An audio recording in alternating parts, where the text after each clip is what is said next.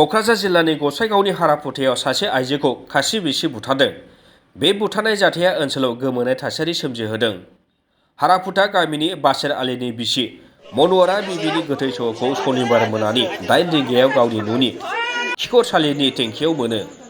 बासेर आलीनि ओंखाम संग्रा न'आव बुथारनानै खिखरसालिनि टेंकियाव सोनानै दोनदोंमोन।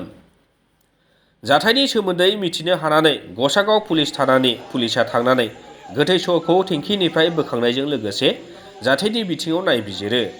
जाथाय जायगायाव गसाइगाव महकुमा पुलिस मावख'गिरि नबनीता शर्मा, अ.सि. अमरज्योति बायलुङाबो नुजाथि होनानै नायबिजिरो। साथाम गथ'नि बिमामोन बुथारजानाय मन'वारा बिबिया। जाथायनि बिथिङाव सोंनो थाखाय पुलिसा फिसाइ बासेर आली आरो बिथांनि फंबाय नौशाद आलीखौ हमदों। आइजोखौ बुथारनाय जाथाया नखरारि दाङाबाजिनि थाखायनो जादों होननानै पुलिसा सन्देह खालामदों।